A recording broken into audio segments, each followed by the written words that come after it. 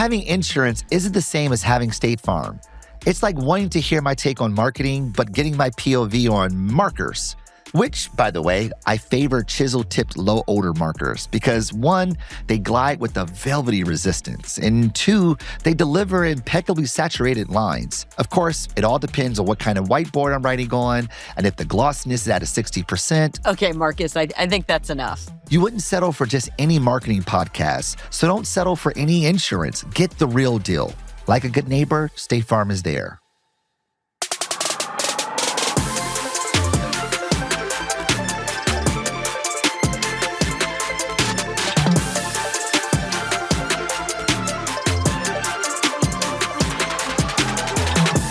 Listen up, marketers. The market's saying, be careful when it comes to AI. And that's the subject matter for today's episode, the battle of AI-generated ads. As marketers, we sit around thinking that, Gen Z or AI is going to save the world. AI is the most magical thing ever created. We're going to use AI for everything. And they're going, whoa, I actually want human ideas. I want truth. I want humanity in my advertising. I mean, you can mandate on a brief that we have to use AI, but that doesn't mean that people are going to consume it. We need to really understand what the market thinks. So like we always do on this show, we bring in students from the University of Michigan to help us get an understanding of what's real, or rather I say, what's fake. Please help me welcome the great students at the Ross School of Business, University of Michigan, Cammie and Daniel.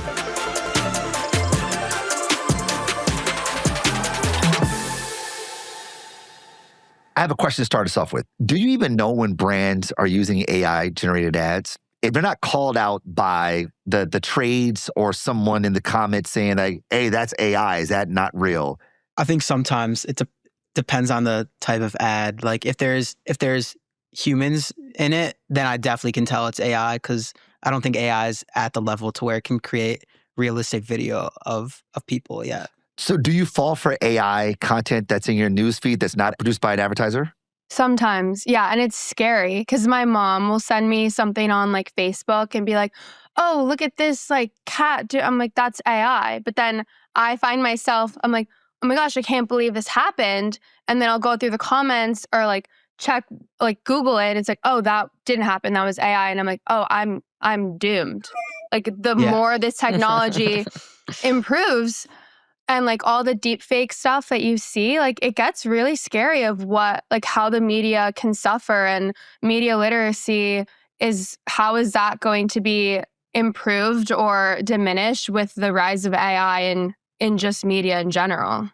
It's honestly a little bit scary to think about because I think we're getting really, really close to that point where you're not going to be able to distinguish between artificial intelligence and reality. And at that point, then, I mean, you could just spin any narrative, put out anything, and people won't know the difference. But like right now, I think we're at the point where I'll see things on Instagram, and I, as a 22-year-old, will be able to know, all right, that's AI, like clearly. But then I'll look at the comments, and every comment is like, oh my God, like this is crazy. I can't believe this happened. I'm like, how am I the only one that knows that this is not real? Gayle, how far are we from that delta, you think? From like the AI where Will Smith is eating spaghetti and it looks like craziness to I can't tell if this thing is real or not. How far are advertisers from that, you think, Gayle? As humans, right, as citizens, I think we're terrifyingly close, right? We've all seen it, Mark Reed's deep fake video to The Office, to all the WPP employees. And when it comes to news and stuff, I guess I go, ooh, right? Creatively, I think AI it's kind of fun, right? So I think that's one of the big issues is going to be, do I care if the people are real or not real, right? Do you guys, I guess the question is, what does the market say? Do you guys feel like you're going to be duped if the actors in the ads are fake or synthetic actors versus real actors? Okay. I think the problem for me lies in why are we using AI for things that don't necessarily need it? If we have actors and we have creatives and we have people that are there to generate this, why do we need to then, use AI to create it? And the same argument is like, the Kia ad that you were saying, people spend hours creating and thinking of this concept and putting it into fruition. And that's where I think the problem lies for me, is it just seems lazy. And as a consumer, if this brand is producing a lazy AI ad, then what does that say about them as a brand as a whole and their product or service that they're trying to sell me as a consumer? If they won't put, maybe you can then say, oh, well, the money that they are saving and the time that they're saving from creating these ads, I mean, that just doesn't suffice for me. I think I'm a creative myself, and I see like there's so many ways and creativity that lies within marketing. Why have it suffer with AI when it's not necessary? Yeah, I'm pretty much on the same boat. Like, I think it is a little bit lazy, especially, I guess it depends on the size of the company in my head.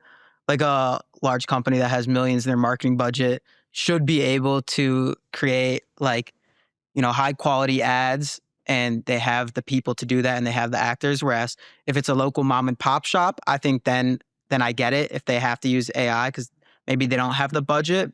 But I think the main point that I think about for AI generated ads is just taking away jobs of like actors and models and the people that would otherwise be getting those jobs, which, I mean, what are they going to do if an AI can do their job 1,000 times more efficient at the click of a button?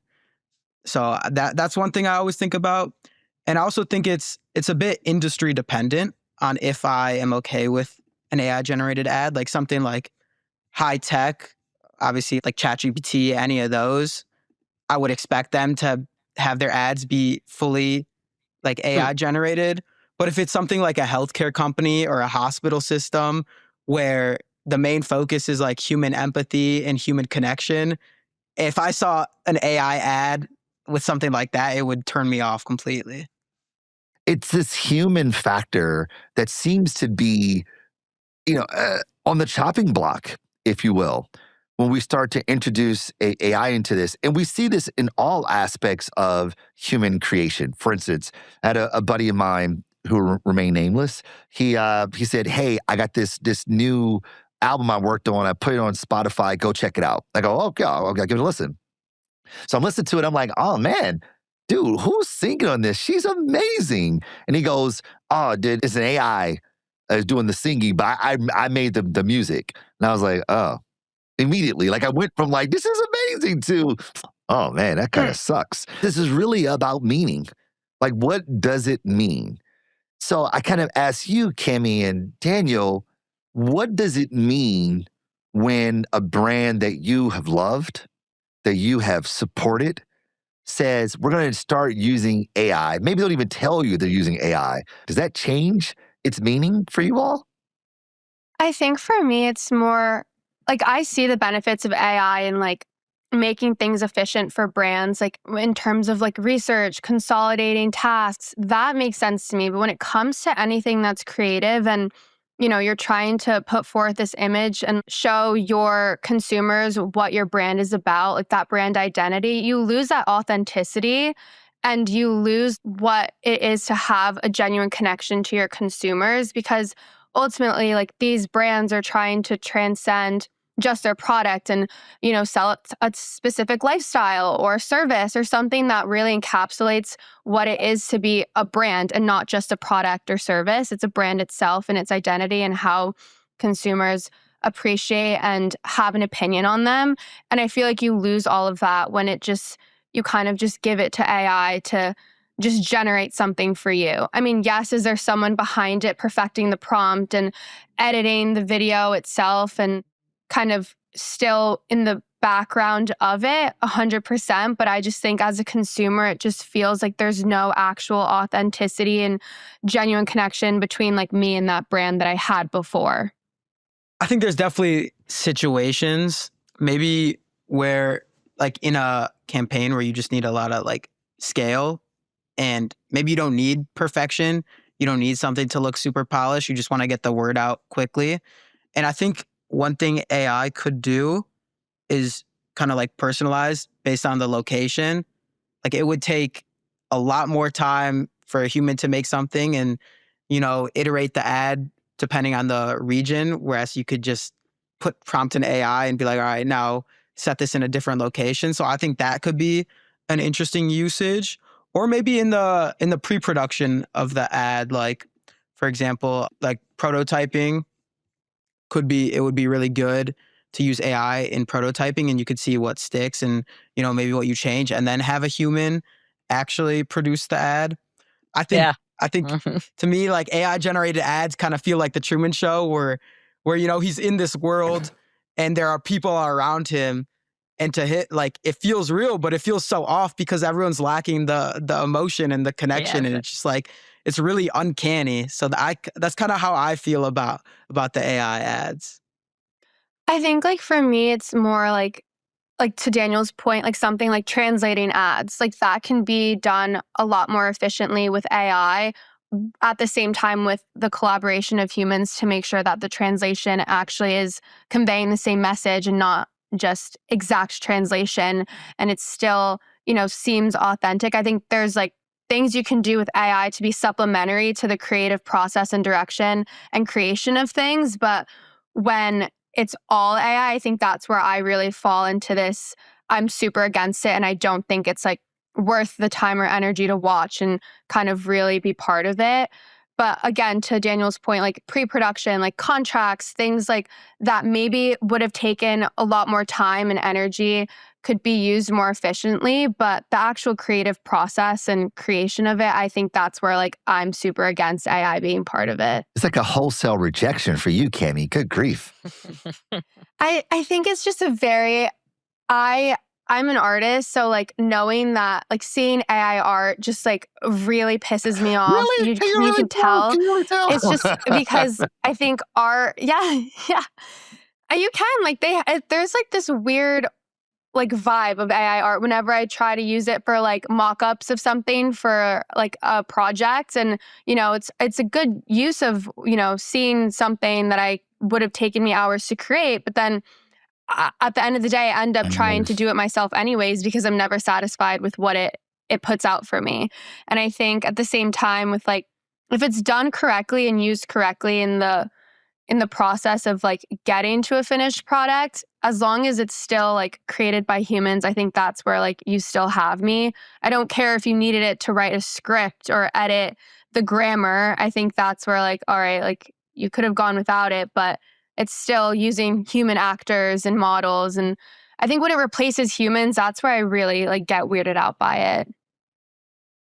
It's almost like the new skill set, right? The like person like we want to hire on our marketing teams is going to be that person who is going to be, it used to be the person who could make those 400 iterations, like, and that now it might be really more about like who has 400 ideas. Right. And that's going to be the genius is like, what's the team that could generate 400 ideas in a couple of weeks to be able to go, no, not that. That sucks. Nope. Let's keep going. Let's keep going. Let's keep going. And, I know there's a ton of job disruption happening and we're all anxious about it, but I'm hopeful. Maybe, I don't know. What do you guys think? Like, do you think you have to change up what you're studying or like look for new ways in or new ways to crush the next generation of the job market because AI is going to be playing a role? Do you need to be the idea people or the prompt people or how to ask better questions or iterate faster? I don't know. What do you guys see the opportunities going? Yeah, I definitely think you need a different skill set on top of our regular curriculum. Obviously, we learn all of our core classes, and we don't really learn how to use AI efficiently. But I think it's probably the number one skill that everyone should be learning right now, right before it really booms, because it could just be used to optimize everything. It makes everything more efficient. It generates ideas. Obviously, it can generate video, audio, photos. It can really do everything. So I think it's just super important that you can take those skills into the job and stay up to date with AI. Because if you fall out of it maybe for a year, like you're not going to be that tapped in. So I just think you just gotta always be utilizing it. And that Kalshi ad, I was actually watching a I actually watched it on YouTube recently, and I just thought it was horrible. I really did not like it. I thought it was way too over the top. There was too much yelling. It was really clearly AI. And I was looking in the comments because I wanted to see what other people thought about it. And the comments really agreed. They were like, a lot of the ones that had the majority of thumbs up on them were like, no single ad has ever made me hate a company more. There's never been a quicker way to make people not want to use your app than this commercial. Like everybody disliked that. So I guess people did not like it. Market says. And to your point, Daniel, if that's what the market is saying, the market is demanding, declaring, then why do you think that learning AI should be the most important thing for graduating students? I think it should be used as a tool, just like a calculator or a laptop is, but it shouldn't be where everything comes from. It should be used simultaneously, whereas you, the human, are in control and it's just there to assist you. But it shouldn't be dictating your life. It shouldn't be doing everything for you. You ultimately should be the one like fact checking it and making sure that everything you're doing in it is correct. I like that aspiration. And I think Yeah. I do too. I also think it's interesting in marketing because I'm sure, like, I don't know exactly know how it is, but I'm sure executives are pushing for more and more ads to come out, and they're, like you guys were saying, like they're pushing for their employees to use it, but the actual people like me and Cammie don't like it. So it's really interesting to see that the crossroads. I think just with any like technological like revolution, there's always going to be pushback at first, and there's always early adopters. And maybe right now, like marketers are early adopters and see this technology and how it can help them become efficient and create, quantity perhaps over quality, you can argue in some instances. And I mean, for me, as someone that's entering the workforce, like you can't ignore that companies are utilizing these tools. So if you're smart about it and you want to keep up with the rest of the workforce and get that promotion, stay employed, it's already such a tough workforce to begin with as a graduating class. But you have to realize that this is just the reality of what's going on today. And as much as you want to push back and ignore it, you're only going to fail yourself by not adopting it and understanding its use cases and how you can tailor it to what you want to do. And also know its like drawbacks so you can be aware of that and, really implement it in however you want to use it in your personal life, but also how you have to do it in the workforce. Like, it's just like anything, like computers, for example. Like, I know it was before my time, but when computers first came out, like, and not everyone knew how to use them, and not everyone knew how to code, and then coding became this huge thing that was super important in the industry, and then that fell through and it became it's just there's always going to be something new, and if you aren't stepping up to the plate and learning how to use these tools, you're just failing yourself, and it's just a drawback for you as a person. That's a really good shout. I like that. Yeah. Gayle, but does this one feel different for you? I mean, like, I remember like the thrust of the digital world. I remember the big push for social. I remember the NFTs, right? Pour a little wine out, a little liquor out for the NFTs. Came and went. I bought the first billboard with a .com on it. Sidewalk.com at Microsoft. It was the first city guide on the internet. It made New York Times because it was the first time anybody bought a billboard and put a URL on it. So I am that old.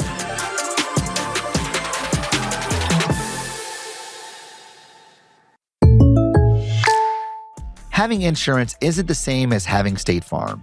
It's like wanting to listen to brilliant young marketing students drop insights on everything from music to gaming, but instead, you get a bunch of Gen X industry long haulers reading from their lengthy thought piece that they posted on their favorite B2B social channels this morning. This format is different from any other marketing podcast because we get to hear from the market about how things actually are. And together, you get our context with their perspective. You wouldn't settle for just any old marketing insights, so don't settle for any insurance. Get the real deal. Like a good neighbor, State Farm is there.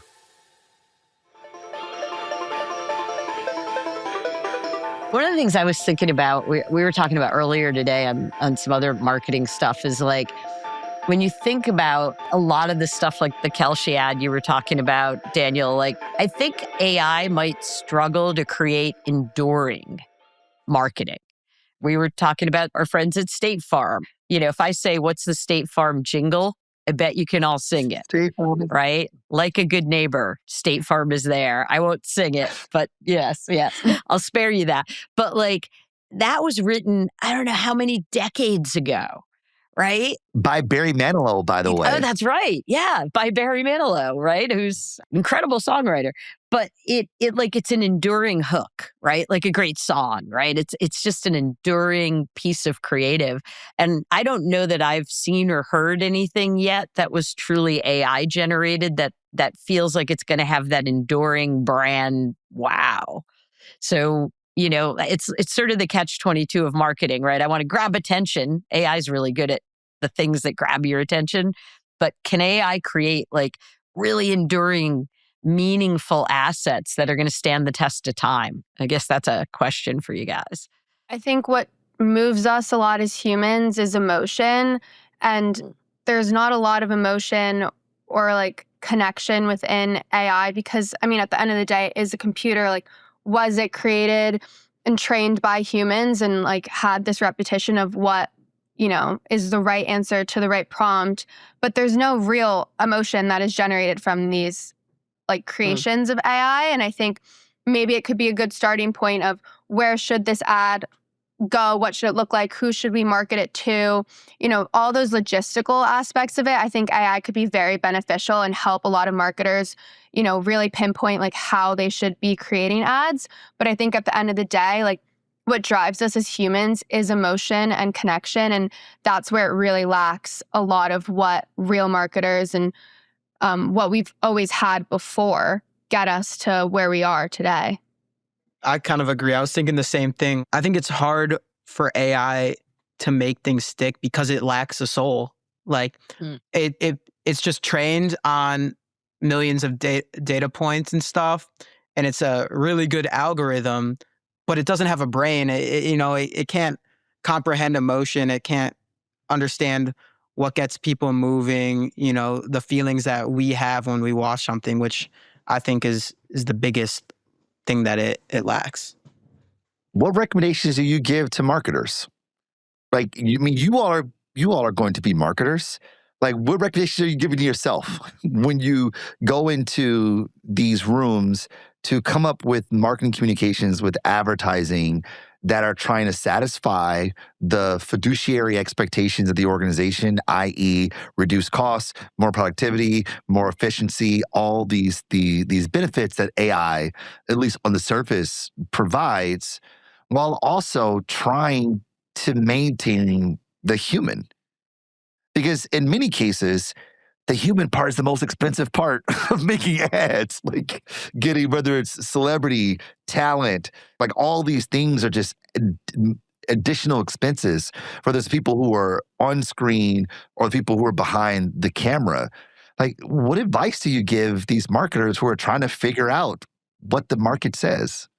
I think a good balance of using, what I would say is, it's appropriate to use AI in the ideation, so actually coming up with ideas on the ads, writing the scripts, like everything pre-production, prototyping, so you could, get a visual before you actually produce. But then I think that once you have the idea down, you know what you're gonna film, you know what the ad's gonna look like, then I think that's where you insert the human actor, and then you get the human aspect of it. So that way you're optimizing pre-production, you can lower costs, you don't need to spend as much time writing and brainstorming, but then you do get that connection and the empathy and the high quality aspect of having an actual actor. I think for me, I immediately think of, whenever you create some sort of marketing material or advertisement, you never know if it's going to stick or land. So I think understanding like your audience, so maybe using AI to understand the algorithm, or what channel should I post this on? Should it just be on social? Should I post it, have a 30-second ad space on like a football game, or should I use it in a TV show? Like, that's the type of things that I think AI could really be beneficial towards marketers. But I think I kind of steer away from the ideation and creation of advertisements, because that's really where you start with the soul of the actual brand and then you end with the sale, as a professor once told me before. But I think, just understanding the really hard part with marketing is seeing results and the return on investment. So being able to kind of prove that what you're going to be putting your money's worth in the creation of these advertisements and all of these marketing materials ahead of time can really help these companies say, okay, yeah, this $2,000 ad is going to stick because I have all of these parameters of an AI telling me the algorithm is going to work in our favor and we're going to reach this many impressions, and we're going to get this engagement on our advertisement and hopefully return with X amount of sales. I think that is very beneficial for marketers to have with AI, which we can't really do now because you kind of go into it blind, not knowing if, all of this is going to stick. Like, can you do some sort of research and see your audience and understand it? Yes. But I think that's where I really see the growth of AI happening in marketing, and not the latter of, the actual creation of advertisements. I think that should stay with the human connection and ideation of people. And that's why marketers exist, is kind of to sell that human connection of a brand. Before we get into care, don't care part, I want to know what you're feeling, Gayle, because I feel you like recoiling a little bit. Yeah. I'm like, it's funny. We have a lot of empathy for protecting the creatives, but not so much for the analysts and the strategists and the media people. But that's a different topic, different show. I think on both sides, creatives get more ideas and insights faster, and media people can get more analytics and crunch the numbers and try to create the plans faster. So AI, I mean, there's no questioning, it's a huge boon for marketing in a million ways. I don't know. Does it come down to the ethics of how we reimburse and how we pay people? It definitely makes it a lot better if the models are paid every time their likeness is used. But I was reading that article and I thought it was really interesting that the brand stated that the amount of in-person photo shoots wouldn't go down regardless of them using AI, which I read that and I was like, I don't see how that's possible. How can you use an AI model to where you could just type a prompt and they're modeling any new line of clothes, anything new that you release, but yet you're not going to reduce the amount of in-person photo shoots. So I wonder what's going to happen with that. But I mean, it's better that the models are getting paid, but I don't know. It's kind of a gray spot for me. Never underestimate a marketer's ability to protect their budget. I just think it's odd for me because if they're trying to sell clothing and I, want to see how the clothing and fabric fits on the model and how it falls and, the length of it, et cetera, et cetera. And if that's all AI generated, so then what is the real product that they're selling? I mean, I think that's just where I feel a little duped as a consumer. I think it's a lot better that they paid these models, but then at the same time, if you think logistically, if they're trying to be efficient and not have to fly them out and do all these in-person shoots and just, AI generate a model that doesn't exist. If you're going to argue for efficiency and saving time and energy, I think it kind of, is a little harsh, but I think it's stupid. Just don't hire the models to begin with. If you really are trying to use AI to be efficient, I think at that point, it's like, it almost makes the job harder in my eyes, because then you now have to generate all of your clothing line that you're trying to sell to consumers, which is real clothing you're going to buy yourself, but put it on the model, have it fit the same way it would on the model. So then that's where it's like nuanced to me of what is the point? Is it just to make a statement that we can do this as a company and use AI to do this? Or are they trying to spark controversy? I don't know. And I think clothing, it just doesn't make sense to me because, people already have trouble online shopping. So if they can't even see it on a real model in advertising, then it's like, why would I want to buy that? We talked a lot about brands and trust, right? And I think that's at the heart of this challenge, right? Is to become a fan of a brand, to be loyal to a brand. I think we use words like relationship and trust and loyalty. And I don't know, do you guys think AI puts all of that brand loyalty, brand trust at risk? definitely. I think if it's transparent and, you know, will that make me not trust a brand? Not necessarily if they're transparent about using AI, but will my opinion of that brand change? Probably. I think I don't necessarily, I think depending on the way that they use AI and if they're transparent about it, like the example with the models, I think that's just ridiculous. Like there is no point in that. But some people might find that really interesting and, a really cool step forward on the use and technologies of AI and what it's capable of doing. So could it attract a new audience? Perhaps. But at least for me as someone that loves to shop, I might not be spending my money at H&M and would go somewhere else that uses real models and I can actually see where the clothing actually Cammy, I looks love like. this energy. I love this energy. Keep this energy 10 toes down. I love it. I'm here for it. Okay, so I'm very, very, very clear picture. So as we always do, let's do some cares, don't care. So I'm going to offer up a scenario to you, and I want to get your take. Do you care or don't care? Right. So let's start with brands using AI to poke fun at other brands who use it. Right. So there's a growing trend in brands using AI generated content to make fun of other campaigns that use AI slop. Not unlike Anthropic throwing shade at OpenAI for using AI sorry. Dollar Shave Club, the shaving company, released an AI-generated ad featuring competing razor company that discussed cost-cutting efforts by replacing everyone with AI. Do you care that they used AI to throw shade at someone using AI, or is it all bollocks for you? What does the market say? Daniel, Cammy. Yeah. Then I do think care. I watched the Jonas Brothers almond ad, and I thought that was a good use because it actually featured the in-person actors and still showed, the satirical aspects of AI and how garbage it can be. So I do care. Cammy, do you care? Don't care? I don't care. I think it's performative to be poking fun at another brand for using AI and then using AI yourself to do so. Cammy, stay with I love it. I love it. Stand on business. I love Consistent. it, Cammy. I like it. That's the energy. Okay. All right. Okay, cool. So we got a care, don't care. I like it. All right. So Dove, as we know, they're focused on real beauty. And they, as of late, have focused on real beauty defined through the AI era. It's a big campaign where Dove is, especially noting that AI is used with regards to how beauty is manifested. This is a push for them. So in partnership with Pinterest, Dove worked to influence image discovery toward natural beauty and away from distorted AI beauty norms, right? Another form of slop, if you will. It went on to win a media Grand Prix at Cannes Lions last year, 2025. Pretty awesome campaign.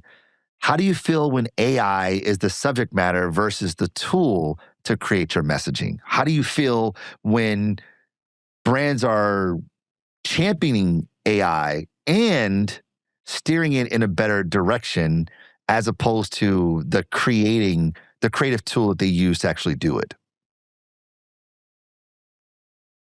I care. I think it's important to, as companies, to talk about this, especially a beauty brand like Dove, when a lot of their campaigns is about the perception of women in society and how they view themselves.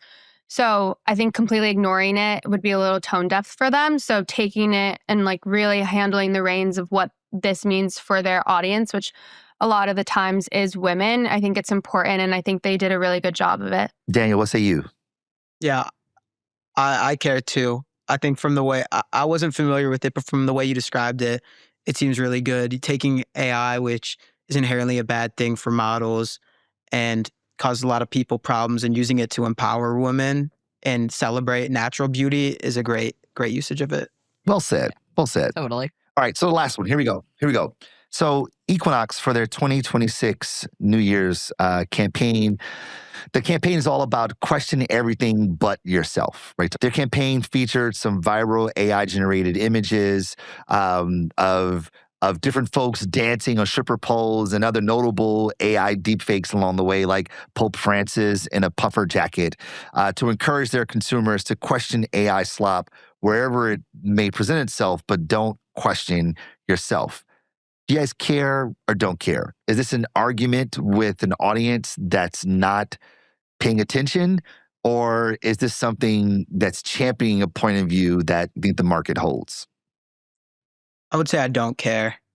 I think the message is good. Question everything but yourself, especially for a gym and body positivity. But I think using AI is not the correct way to do that. I think you could do that a lot better. Like I remember in class we were watching that Nike ad of the random guy just running down the road. If you know what I'm talking about, to show that like everyone can be an athlete. I just think that that's like a much better way to inspire that message. It kind of goes back to this idea of using slop to talk about slop, if you will. Yeah. Yeah, I also don't care. I think using deepfakes in an advertisement, one, is dangerous, and I question the legality of it. But at the same time, I think using your platform to kind of promote that type of AI generated content is odd. And the messaging, I understand where they were going with it. But for a gym, I thought it was kind of random, and I don't really care to see that. I'd rather you just show me the machines and like how great the gym is and why I'm going to be paying $300 a If month for Harvey it. heard you call it a gym, he would have a heart attack. The lifestyle. I'm The so sorry. club. I will be joining Equinox next year, so don't worry. Don't worry. It's a lifestyle. What did you guys think about? Did you see the Serena Williams Nike piece where young Serena got to play older Serena because of AI? It's called Never Done Evolving, and it's an interesting one where you're actually working with the talent, which I think is interesting, right? I Yeah. think for that ad in particular, it's using AI to kind of create something that like would not have been possible otherwise. The same way that I think, we originally use like computer generated images. It's like, we can't create this, so we're going to make it ourselves. I think that's where I really see the use of AI, and especially a message like that of her playing her younger self is something that's endearing, and it is nice to see. It's not just like AI slop, like we've mentioned multiple times before. I think when it's used correctly, which is obviously subjective, I think in my eyes that was a great ad and a good use of AI. But I do think they should be transparent in the like, oh, we did use AI, because there are people that, aren't as aware of what AI is and how it can be used. So I wouldn't want them to feel like victim of being duped as well. Yeah, I agree. I'm not sure if I've seen the Serena Williams one, but I think I did see one of like LeBron talking to young LeBron. I think it's good if you're using it in tandem with the actual person and you have their permission. And I just think that is something that like is really cool, and it can inspire a positive message at the same time. And it would not be possible without AI, or would be much, much, much harder. So I think it's an okay usage. This goes back to this idea of CGI to me. I mean, like it's like when it's the tool, it's totally cool. But when it's passed off as the creative or the creativity, Right. that's where things go afoul. It's like we're open for the usage of the tool to make the creative better, but not the tool to be the creator. Because at that point, that's when you are dealing in the role of the human. And if Cammie is any judge and jury of that situation, that's a no-go. That's a hard stop. Is that fair to say? Yeah, I think completely. I don't think AI should completely replace creatives and analysts. I think it should be supplementary to the entire process. And I think that's where, like, at least for me, it's okay. And I think a lot of people share the same sentiment where they know that AI is something that's evolving and is going to be, more normalized as time goes on. So being able to use it in a way that's positive and creates a positive influence to the workflow and the end product, rather than just trying to use it to replace the entire creative process and production. I think that's where I really that's my Like, would tipping Michael point. B. Jordan be worthy of the Academy Award if he was only smoke and AI was stat? Like, will we call that good art? But it's his ability to do both and use the wizardry of the camera to make it seem like they're right next to each other. That we'd allow the technology to aid that, but the creativity is in the art to do the human side of it all. I was just thinking about Project Hail Mary. Have you guys seen I it haven't yet? seen it yet. Is it good? Is The it new- worth I all the did. The new buzz? Ryan Gosling. Yep. It is the best movie I've seen in years. Wow. It's joyous and amazing, Huh. and it is CGI on steroids, but it's just Gosling and a rock in space. And it is the most magical, lovely Oh. journey you will go on in the theater in ages. Could be like a There've been movie great like movies, Yeah, but Benjamin like Button. just joy. Like a movie like Benjamin Button, it's we a- would let live. But like today, Yeah. we'd be like, is that AI? It's- Is it, is it art? And that, again, there's really like mostly two characters, and one is completely CGI, and it doesn't matter at all. They created this incredible humanity, which shows you, I think, where the tech can go. But I think everything you guys nailed, which is they didn't pretend it wasn't. It was a rock. It was a space, alien. I care when marketers use AI to kind of replace something. So whether that be a model or clothing or an entire advertisement, I care about that. I don't care if they use it in supplement to creating the actual ad. That's where I think it's an okay use, and it's something that we should be implementing to make things more efficient.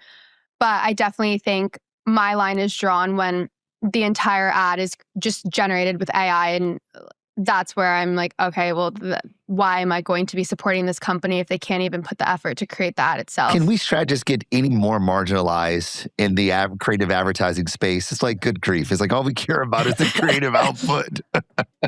Yep. It's always been the point, right? How about you, Daniel? You care when, you don't care when? Yeah. I care when marketers and advertisers use AI ethically and disclose it when they use it. But I don't care, like Cami, for fully generated AI ads where humans are not involved in the production or the process at all, and it's just all slop. Yes, care about humanity. Well I said. love it. Yes. Yeah. Yep. Less slop. Less slop. That's great. Less slop. More human, less Yep. slop. Yep. I think we've got a t-shirt waiting to be made. Daniel, Cami, thank you so very much for blessing us with your brilliance, opening us up into your world, letting us get an understanding of what the market really thinks and what the market really says. You continue to make me proud as students here at the Ross School of Business, University of Michigan. Go Blue. And for everybody, thank you so much for tuning in for another episode of Market Says. Hopefully you walked away a little bit smarter. And hopefully you understand that humanity really, really matters. No matter how efficient and how productive the technology might make you and help you be, the human isn't in it. Apparently the market don't care. At least Cami doesn't. Nope.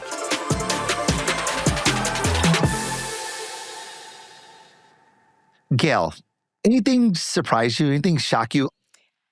Yeah, I mean, I think what really surprised me in this episode was there was just a lot of pushback that I'm not sure most people sitting around the conference room would expect Gen Z to push back this hard on how to use AI. It reminds me of an argument from Grant McCracken, who's an anthropologist, dear friend, brilliant human being, who talks about this idea of the artisan and the engineer.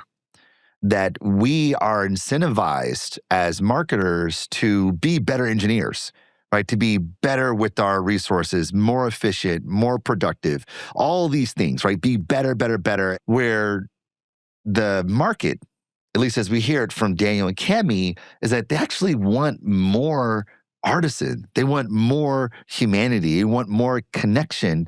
I think we heard a lot of the market telling us that craft matters, that art matters, that trust matters. And, I think we heard a lot of hesitancy that marketers should wake up to that maybe faster, better, cheaper isn't going to win with the market.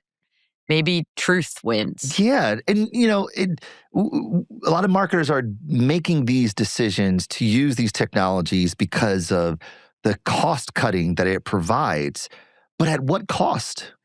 I mean, if you imagine taking Cami into a board of directors meeting with you, and she starts going off about how important it is for creators to create, how humans to create versus these machines, I wonder if it ever really gets through. I would love to bring the Market Says students into any boardroom, any conference room, any day, because I think we would all be like furiously taking notes, right? The market is clearly saying, I heard from Cami and Daniel, like, if you're not respecting me, I'm not buying.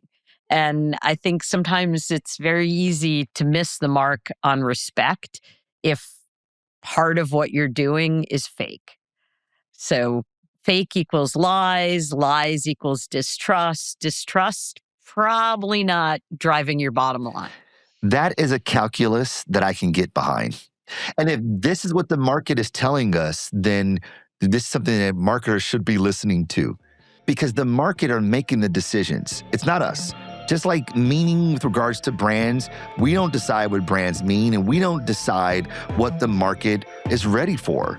And the market seems to be telling us, this ain't it, guys.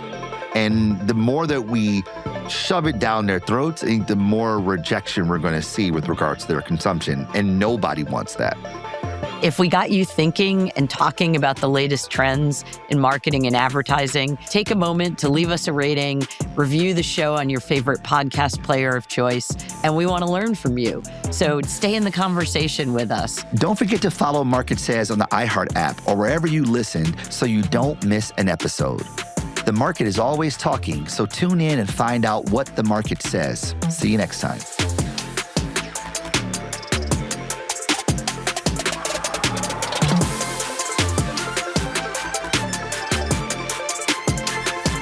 Market Says is a Bubbler Media iHeart podcast production.